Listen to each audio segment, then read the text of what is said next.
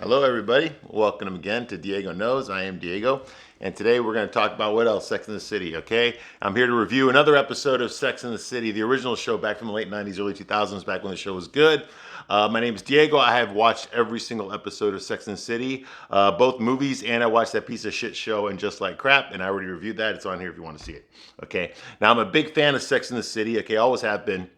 My only problem I had with the show was the way they depicted the straight characters, the straight men in particular. I didn't like the way they were being depicted. They did not depict them as realistic. They were cartoon characters. They did not act the way a straight man would normally act, and did a bunch of stupid things that no normal person, much less a straight guy, would ever do, okay? So I'm here to point out that stuff, okay? And when they get it right, I will point that out as well, okay? But basically, I'm going to give you the show Sex and the City that you watch, that you love, but I'm going to give it to you from a straight man's point of view, okay? That's a point of view that you usually don't get, okay? The show was written by gay guys, it was written by lesbians and feminists, okay? So the straight man was left out of the creative process, okay? So I'm here to put the straight man back in there, straight up, baby, all right? So I'm going to tell you the truth, okay? The honest God truth, I don't bullshit here, okay? So if you're easily triggered, get the fuck out, okay? I'm going to curse, and I'm going to tell you what it's really like, not this bullshit chick flick mentality world that we're living in here, okay, on this show, okay? So there's a lot to cover here, so I'm going to go right into it. Okay, the episode that we're going to talk about today is Season 3, Episode 9. Okay, Season 3, Episode 9. The title of the episode is called Easy Come, Easy Go. Okay, now this episode aired between June and October of 2000, so this is before September 11th, okay? So the world was a much different place back then, okay? So to start off with, okay, it begins with Miranda gets up early to go to work. She's all dressed up. She kisses her cat. She walks by Steve, is sleeping on the couch now because they broke up last episode, and now he has to find a place to live. Okay, he can't stay there anymore. Okay, but he's been sleeping on the couch since they broke up. He's sleeping with his dog, the puppy that they bought right before they broke up. All right, and she wakes him up, accidentally. He's it's 6:30 in the morning, so she's going to work. All right, but she's trying to be nice to him, He's like, okay, I'll try to find an apartment today. I thank you for letting me sleep on your couch, And so that's going on, and she's like, okay. But he is trying to move out. Okay, so now the Sheen sifts. They're at some museum or something, and there's a show going on. Okay, I guess it's for all the carpenters, or all the furniture makers.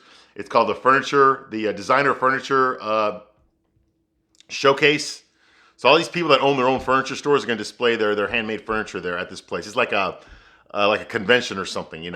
Everyone gets their own booth, and Aiden, of course, gets his own booth, and what do you call it? Carrie, since that's his girlfriend, goes there too with him.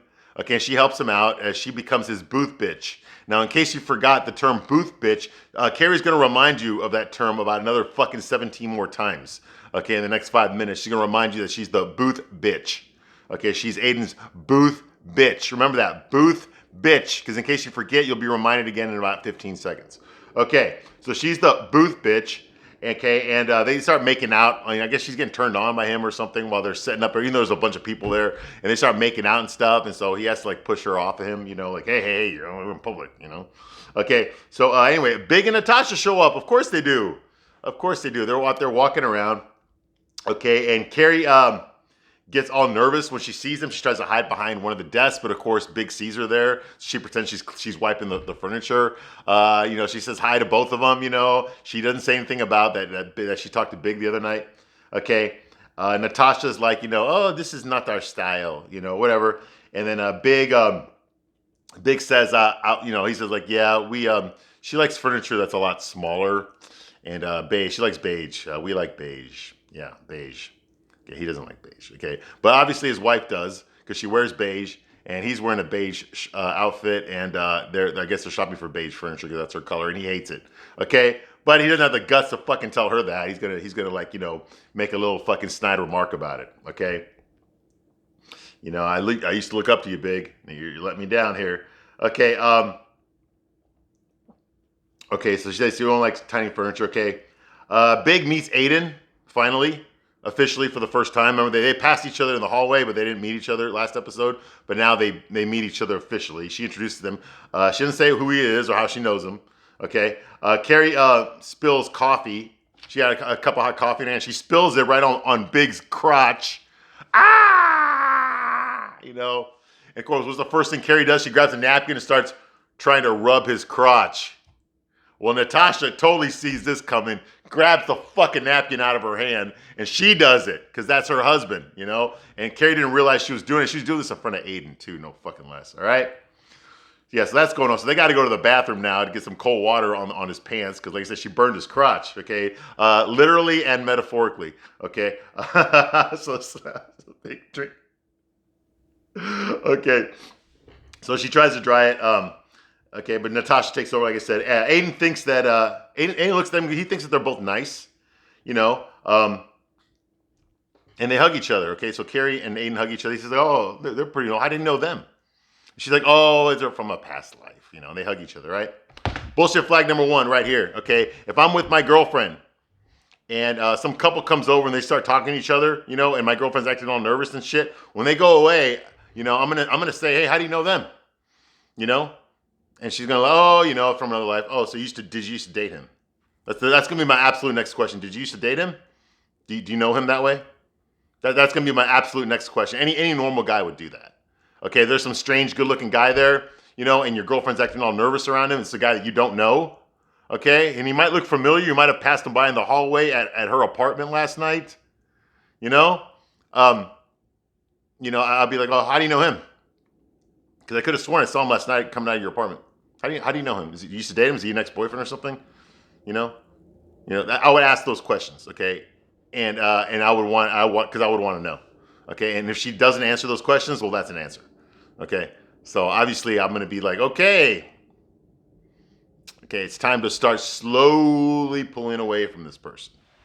Slowly pulling away, okay? There's no honesty in this relationship. Now, personally, I think it's Aiden's fault, okay? He should not have gotten involved with her that fast. I know Carrie wanted to get involved with Aiden that fast, okay? But Aiden, you're a grown man, dude. You should have known where this was going to lead. Okay, now I'm not talking about fucking her like fast, okay? I'm not talking about that. I'm talking about getting into a relationship. You can fuck her and not be in a relationship, okay? But you got into it way too fast, okay? You barely fucking know her. You've asked her nothing about her past, okay? You didn't ask her anything about an ex-boyfriend. Who was the last relationship you were in? You asked nothing about that, okay? You should be asking these questions. You're in this one long enough to know that, okay? And she should be telling you the answers, okay? If anything else, just to put your mind at ease, okay? But she's not telling you shit. She ain't telling you anything about this guy, and you're not concerned enough to ask. I don't know where the fuck you're living in, dude. Are you that fuck much in love with her that you can't see any fault in her? Okay, God, Christ's sake, she's fucking 36 years old, okay? And she's fucking single, and she has no fucking kids. Do you honestly think she hasn't been riding the cock carousel this whole time? Of course she has. Okay, why are you being so fucking stupid? Okay? There's a reason this girl has not settled down yet. Okay? There's a reason. All right? Think about it. I don't care how fucking nice she is. Think about it. Okay, but of course Aiden doesn't think about it because, he's just, I guess he's not there. All right. Now the thing about this episode is they're going back and forth between using your logical side of your brain or your emotional side of your brain. Okay, well, obviously Aiden's thinking was his emotional side of his brain. All right, hey, I'm guilty. I've been guilty of that too, mostly when I was younger, not when I'm like his age. Okay, so Big shows up by the booth later. Aiden's gone, of course. Big shows up by the booth later again. He's drunk this time. This time he's drunk. And he asks him, where's Paul Bunyan, huh? What happened to Daniel Boone over there, And she's like, his name is Aiden. She's like, he slams his drink down on the furniture. So fucking Carrie has to wipe it off, And he's drunk and he's jealous, okay? And he's talking to Carrie and he tells Carrie he hates beige. Okay, Carrie's like, I thought you wanted beige. I thought that's what you wanted. He's like, you know what? Let's have a cigarette. Come on. And she's like, I don't smoke anymore. He's like, what? We used to share cigarettes all the time. She's like, we used to do a lot of things all the time that weren't good for me. So she's pissed off, but the fact that she's talking to him means that she's open to him, okay? I know this from experience, okay? I don't care how fucking bad if a girl really is pissed off at me, if she really fucking hates my guts, if she thinks that I fucked her over, to hell and high water, and she never wants nothing to fucking do with me, you know how I know that? Because she won't fucking return my calls. She won't answer my messages, okay? She won't go to places where I hang out. That's how I know she wants nothing to do with me, okay? If I see a girl like that who tells me that, and I see her and she starts talking to me, when I talk to her, okay, she's open to me talking to her, okay? It's a psychological trick. It's how you test the waters, okay? Big has got her wrapped around her finger. Yeah, he's drunk right now, and I think he's legitimately insecure I think he's legitimately regretful of how he treated her, especially now because he's intoxicated. Okay, but the reason he's singling out Carrie instead of one of his other ex-girlfriends is because he knows Carrie, he can manipulate her. Okay, he can play her like a fucking piano. He knows he can do it, and so he's doing it. It's so effortless for him now. Okay, he's been doing it for so long. Okay, and that's probably why he likes Carrie so much, because he can't do that to his own wife. Okay, she ain't gonna stand for it. Okay. She's younger, she's prettier, she's more sophisticated, she's obviously upper class. I mean, her family owns a place in the Hamptons, you know, so she's richer than Carrie grew up. So you know, she can she's probably got high taste, you know, high value men. She wants everything her own way. She's probably the kind of girl that just does sex missionary position and that's it. You know, she's probably that kind of a girl. You know, so you know, I can understand why beige, you know, where Big would get a little bit bored. You know, she's beige. She's basically the relationship equivalent of beige. Okay, it's there. I mean, look around here. I mean, fucking beige everywhere here. Okay, but it's not really that exciting. That's why I put stuff around so like I can, you know, add some adventure to it. You know, there's no adventure here. Even her fucking clothes are beige. So it's like, what the fuck? You know, no wonder he's not happy. You know, she probably doesn't fucking do what he says either. And Carrie will. You know, he can get her to do what he says. Okay, that's the trick. He can get her to do what he wants. All right, that's probably why he likes Carrie so much. That's probably what hooks him about her. Okay, he can easily manipulate her. Okay, not that I know what that's like. I've never done that. If you're watching this, you better not fucking comment. All right. Anyway, so that's going on here. Big says, I've got a secret. It's not working. I'm getting out. So it's not working. I'm getting out. So if you know anyone who's interested, and she's like, nobody's interested in that. You know. Anyway, so she immediately, now the scene changes. She's talking to her girlfriends again, like they always do. The four of them are having fucking whatever. You know, they're all eating together. Okay, and Carrie tells him, hey, Big's leaving his wife. He's leaving his wife. And Samantha's like, oh, good, you won the contest. The who'll die miserable and alone contest. You won. Who'll die miserable alone? You won. He's going to die miserable alone, not you. You won. It's like, it's a contest? Anyway, Carrie's annoyed. Charlotte's like, it's not a contest. Really? He's leaving his wife? And she's like, yeah, I just said that. She keeps repeating what Carrie says. So fucking Carrie fucking gets annoyed at Charlotte. Like, shut the fuck up. I just said that. You just repeat everything I say. She says it without saying that. Okay, Miranda's like, I would have punched him. Of course you would have, Miranda. Of course you would have. Of course you would have punched him, because you're that type of a person, you know? For a lawyer, you can't really communicate very well. You've got to fucking hit somebody. Okay. Samantha calls it the 7-month itch. Okay, and that's what happens when you jump into and Miranda looks at Charlotte and goes like, yeah, that's what happens when you jump into a relationship too fast, you know? And Samantha's like, don't, and Charlotte's like, what? But me and Trey are nothing like Big and Carrie. And Samantha's like, don't listen to her. She's going through the mid-breakup. Because she's breaking up with Steve right now. Okay, so Charlotte's like, you know, we love each other, and I'm meeting his mom today. And it just feels right. I know it's love because it feels so right. Oh, she's fucking in princess fucking fairy tale Cinderella land. All right. Miranda and Steve, meanwhile, they're looking at some apartments. They find some ghetto fucking apartment, like in a shitty fucking neighborhood, fucking like steel doors, you know, in a fucking basement of some gangbanger's house. It's like a fucking crack house. And he's like, yeah, I'll take it. And Miranda's like, no, let's look at some other place. Like, I can't, you know, you can't let you leave here. So later on, she's, you know, it's a shithole. Okay, so she feels guilty. So later on, she talks to Carrie. They're walking down the street again. Okay, and she says, like, you know, Steve has no money. He has no savings. Okay, so he can't really afford a nice place. Okay, so Miranda's like, I know I want him gone, but leaving him on the corner of Depressing, you know, and West Shit Street is just, it breaks my heart. So she's gonna help him. She's gonna help him find a decent place to live. Okay. Meanwhile. Okay, the thesis of this episode is this smarter to follow your heart or your head? Is this smarter to follow your heart or your head, okay?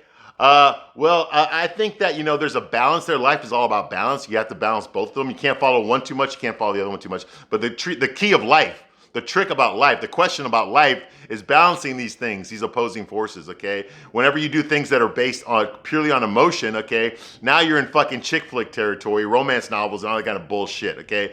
I know if you just think about relationships logical, then you're watching channels like mine or other YouTubers who tell you, how to do this, how to do that, in a relationship, how to give a good blowjob, how to, now you're using your logical part of your mind, okay? Well, there's got to be some sort of a symbiosis between the two. You can't be too far in one way, you can't be too far in the other way. I criticize the show a lot, okay? But, when they get truly emotional, I'm there too. I'm a human being, okay? I have feelings too, okay? So when these characters hurt, the ones that I care about, if Miranda hurts, I get happy. But, like if Carrie's hurting or Charlotte or something, or even Samantha, when they're hurting, I hurt with them. When they're feeling good about themselves, I feel good about them with them, because I'm an emotional person too. I'm a human being, okay? I have feelings as well, So I can relate to that, but at the same time, you can't help it when someone just goes totally off of emotion. They do something totally fucking stupid. Okay, right now it's Charlotte's the one that's doing all these. Actually, all of them are doing stupid shit. But Charlotte's really doing it, and so is Carrie.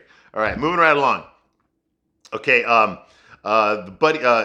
What do you call it? We meet Trey's mom. Her name is Buddy McDougal. What kind of name is that for a fucking old lady? And she got like a British accent, even though she's fucking American. But anyway, they go to some rich fucking club, and she's smoking cigarettes like crazy. Okay, and it's Trey's mom, and she's showing off pictures of Trey, embarrassing pictures of Trey when he was a little boy. But Charlotte's excited to meet her. She's rich, she's snooty, she's very pompous. She looks down at people. She treats waiters like they're her slaves, that kind of thing. She shows pictures of Trey. She tells Trey to drink. Trey says, like, you know what? I think I'm going to have some Glenlivet scotch. And her mom puts her hand on Trey's arm. His forearm goes like, maybe you should drink some red wine. It's better for your heart. And he's like, okay, mother, you're right. I'll have some red wine instead. And Charlotte sees this. She sees how easily Trey is manipulated. And he is easily manipulated. I don't understand how this fucking guy became a doctor. I mean, I know how he went to medical school. His mom paid for it. Okay, I get that. He's super fucking rich, okay? I get how he dresses himself so nice, okay? He grew up wealthy, okay? People taught him how to dress, okay? I get all that. I don't understand why this guy has no fucking, no backbone, okay? Once again, he's a cartoon character. He's rich, but he's got absolutely no backbone, okay? Big has a backbone. It falters every once in a while, but he's got a fucking backbone, okay? He'll stand up for what he believes in. This guy won't stand up for fucking shit. Okay, he'll do whatever his fucking mom tells him to do. He'll do whatever his fucking girlfriend tells him to do. What the fuck kind of a guy is this? How is a guy this wealthy and this successful? I mean, he had a fucking pass. How do you pass medical school? Okay, with women telling you what to fucking do and you just doing it. How do you pass medical school that way? What the fuck kind of a person are you? You're like silly putty, but only women know how to mold you. It's fucking unbelievable, but that's what he is. Okay, that's who he is. Okay. Yeah, I'm disgusted by someone with all this privilege, someone with all these things going on in his life, and his personality's got to be like this. Really? Come on, man. You should be a captain of industry or some sort of shit, okay? Not some guy who's just fucking pussy whipped by whatever fucking female happens to be in his presence at that time. This is fucking, it disgusts me. But anyway, so that's going on here. Meanwhile, Samantha is giving a blowjob to some guy. It's Bobby Cannavale. You probably recognize him. Excuse me. I remember him from Dangerous Minds.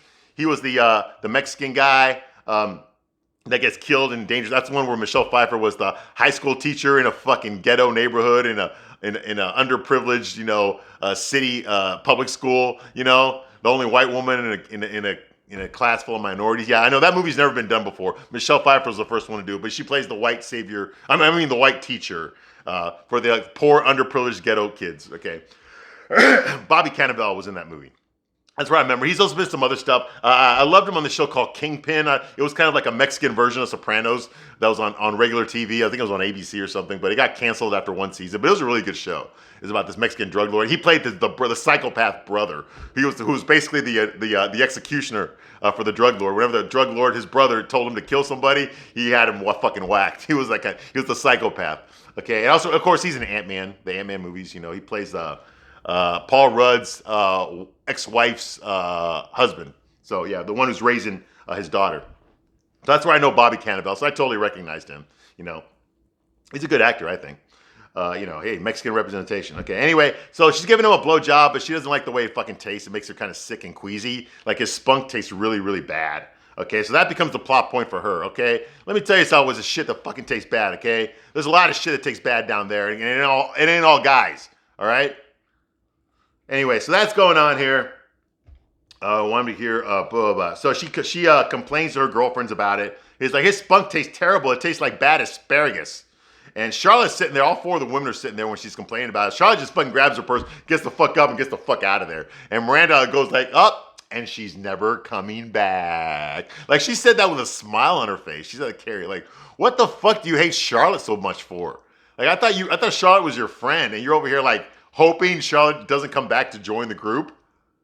That's kind of psychopathic, Miranda. Like, why the fuck would you do that? How come you didn't chase after your friend?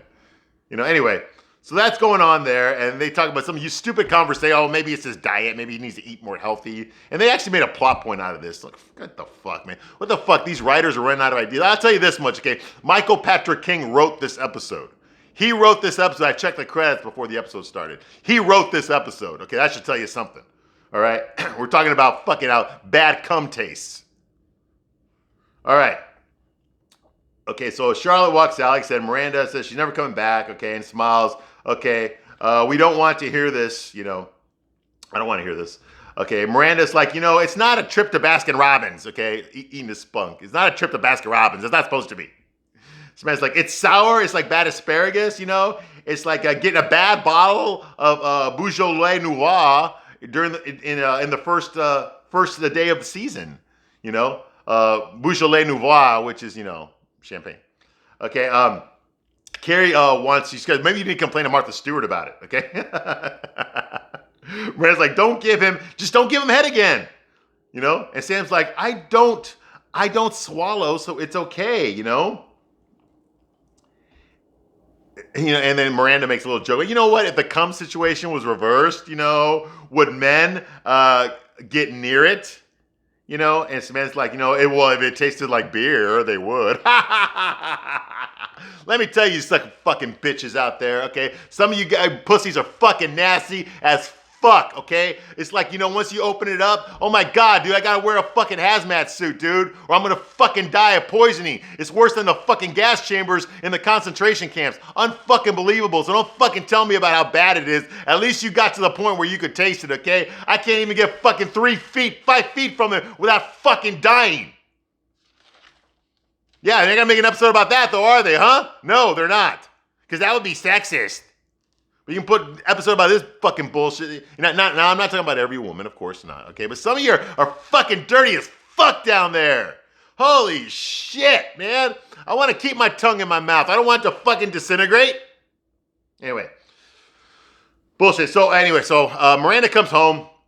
She checks her messages. Some girl with a sexy voice, she says she's an executive of something, left a message for Steve on the answering machine to call me back. I want to go out this weekend, blah, blah, blah, So now Miranda's all jealous and hurt. Hey, okay, bullshit flag.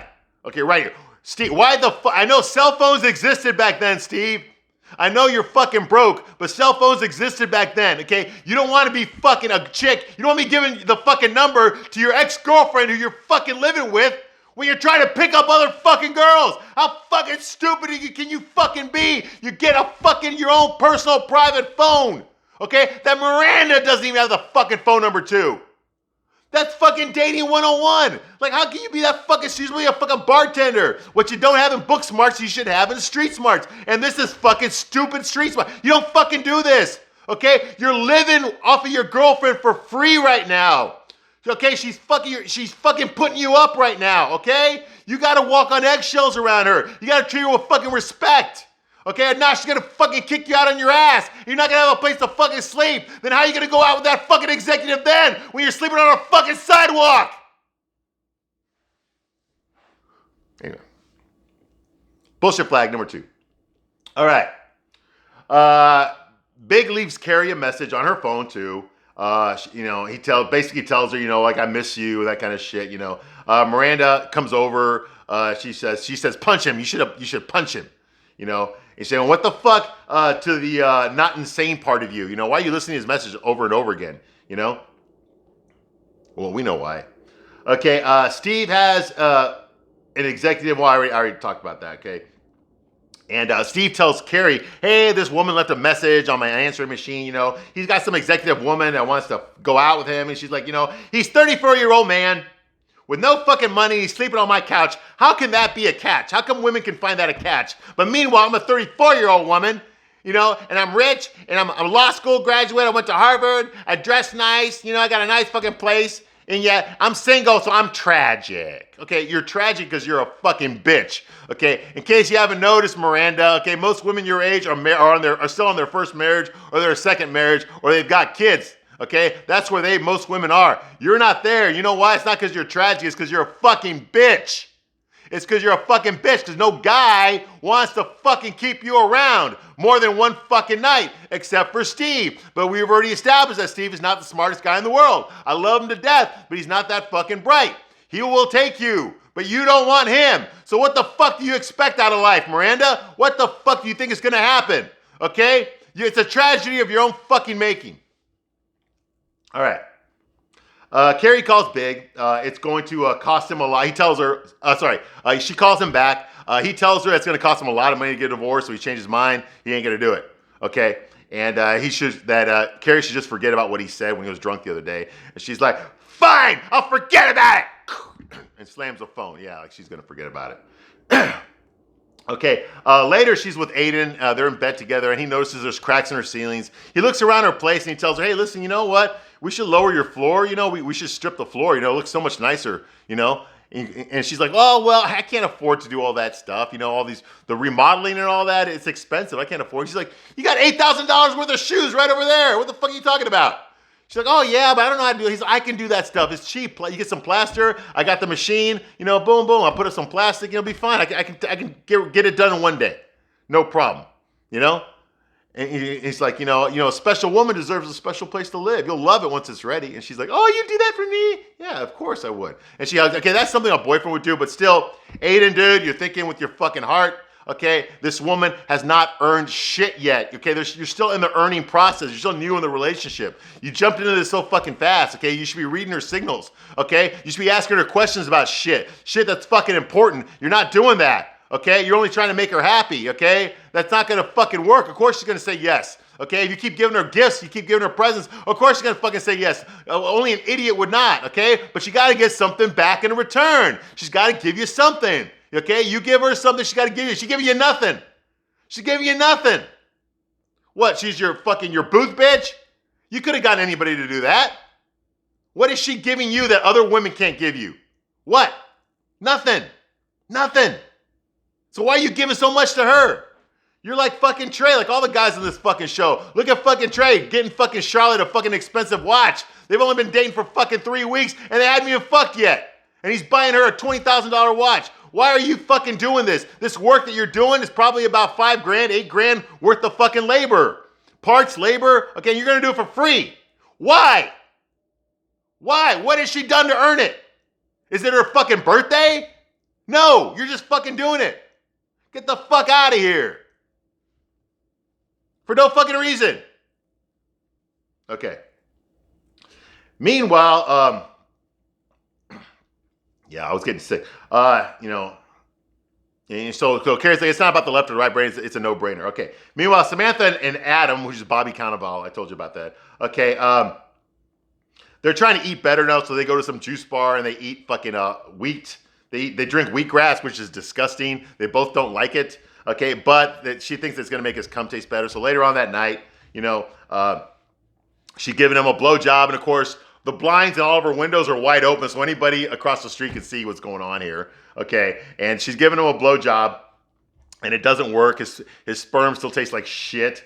Okay, it still tastes bad. Okay, so yeah.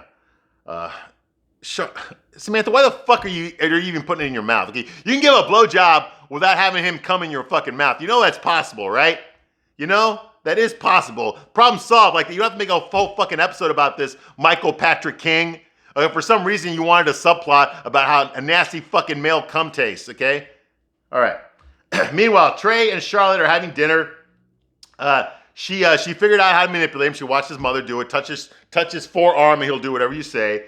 Okay, and so it looks like he's about to propose. Well, she tries it first. Okay, he's about to order something, and she puts her hand on his shoulder. Maybe you should have the tomato basil salad instead. He's like, "You're absolutely right. You know what? I'll have the tomato basil salad instead." So she knows how to do it now. Okay, and so it looks like he's about to propose to her, but then all of a sudden the tomato basil salad shows up. And he's, "Oh, this is such a delicious salad, isn't it?" Blah blah blah. And so finally she realized she missed her window. She's like, "Trey, let's get married."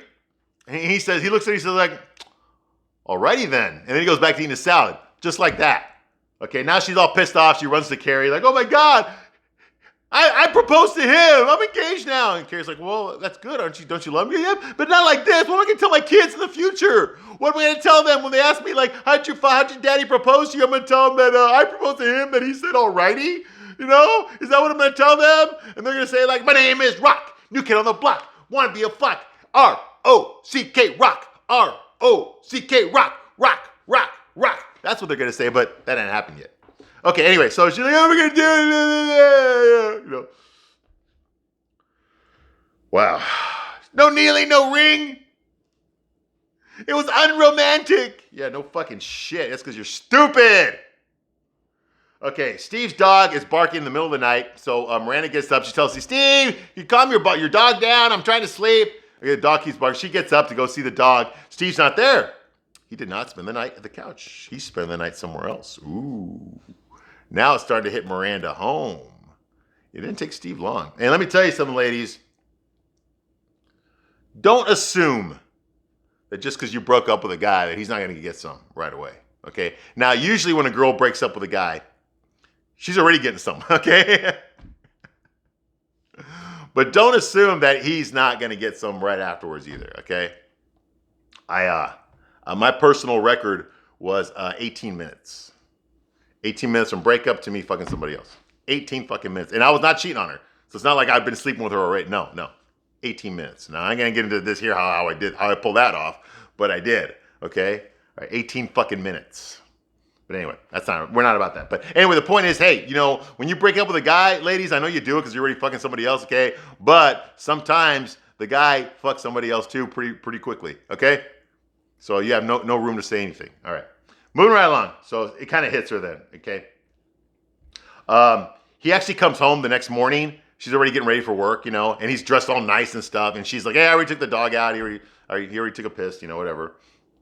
And he looks all guilty and shit, because she knows that he was out with that executive, that left the message, He looks all guilty and stuff. He's like, "Hey, I'll be moving out today. I won't be bothering you anymore, And she's like, "Okay, that's fine, just leave the keys here when you go, And he's like, "I'll get out today." She's like, "Hey, and Miranda tells him, "Hey, we were pretty good together." He's like, "Yeah, we were mostly pretty good, And Miranda's like, "I want to tell you to keep in touch, but that would seem kind of weird, wouldn't it?" He's like, "Oh, no, we can keep in touch. There's no reason we can't, And like I said, he looks all guilty, okay? Meanwhile, Aiden is loud with the machine. He's stripping the floor. He's very loud. Carrie's trying to do her work. She can't concentrate because it's too fucking loud. He's listening to his fucking music so he doesn't have to hear it. So she gets all fucking pissed, like, "Oh, what the hell?" And she forgets the fact that he's fucking doing it for free.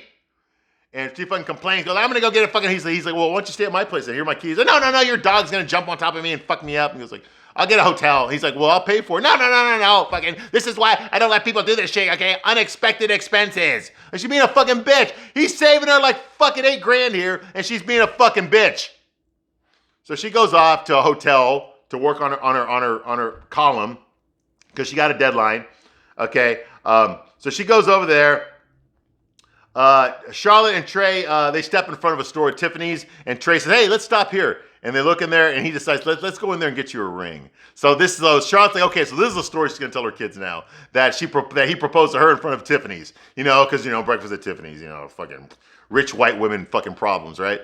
All right. Meanwhile, Samantha decides she doesn't want to give Adam, Bobby Cannavale, any head anymore. Okay, and he's like, "Why? You know what you are? You're like a 2 blowjob woman. You don't leave anything," because he edits movie trailers. So you're like a 2 blowjob woman, and you leave nothing for the main feature. She's like, like, just don't take it in the mouth, Samantha. What the fuck, And you're a 2 blowjob chick. It's a coming attractions. You're all coming attractions of no movie. It's like, come on. He's like, "Come on, just do it. It's easy." She's like, "Easy? Hey, you have no idea what we go through down there."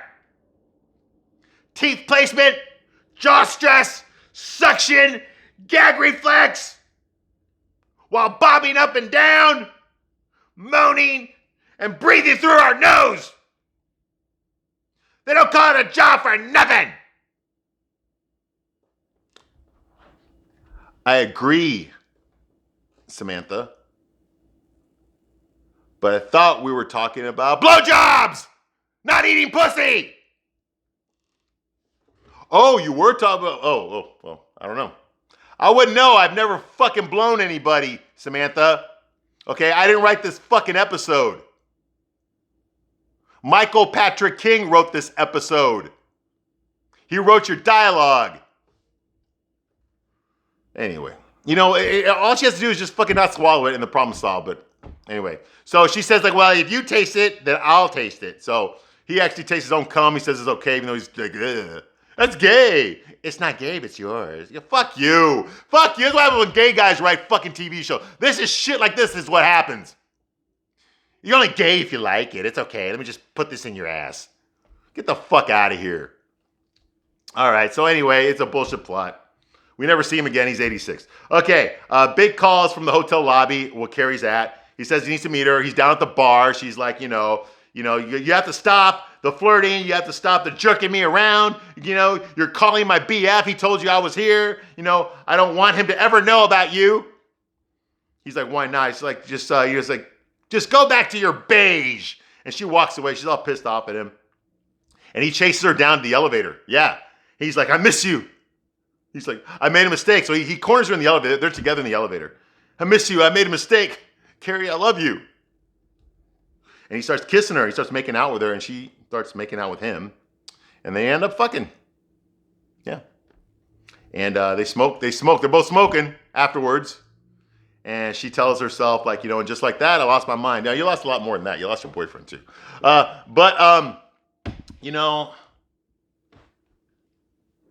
know what it's like. I'm not proud of it, but I've done shit like this before, When you find a woman that you can push her buttons, you can, she's going to do it. No matter what she says, she's going to do it, okay? Because you know how she feels about you. When guys know how a woman really feels about them, they can get away with shit like that. The problem is that usually the guys that know this, okay, are pretty toxic. Okay, they're not good guys. Okay, these are guys that have no problem manipulating people to get what they want. Okay, unfortunately, ladies, these are the guys you're attracted to. Okay, they are the guys that you're attracted to. Okay, a guy like Aiden, a guy who gives a shit about you, is not gonna fucking use you. You're not attracted to them. Guys like him, they dry up your pussy. Guys that know how to manipulate you, know how to push your buttons. That are confident around you because they know you're gonna do it. Okay, those are the guys that you're turned on by. Okay, and like I said, he knows how to play Carrie like a piano. Okay, he knows how to give her the highs and the lows. He's been doing it for a long time now. All right, so of course, okay, I think the reason he's probably with her is because he can do that. He cannot do that with his own wife. I don't think she'll put up with it. We don't know yet, but I don't think she'll put up with it. I think that she has the leverage in the relationship because she's younger, and pretty, and he knows that she can get other guys. She knows she can get other guys. Okay, but with Carrie's more focused on big. Carrie's more afraid of losing big than she is of getting other guys. Okay. So she's got that weakness, and he can exploit it, and that's what he's doing. He knows she's got a boyfriend. He doesn't give a fuck. He also knows that that if he says the right thing, acts a certain way, she'll fuck him, no matter who she's with. Okay, it's good power to have. Unfortunately, hey, whoever said dating was fair? Okay, ladies, these are the guys that are out there. Okay, there are not very many guys like this out there, thank God. But the ones that are out there are the ones that are fucking all the women, okay? Not the good guys. Okay. All right, so I'm going to end this review here. Thank you for watching this long, and I will see you on the next one. Bye.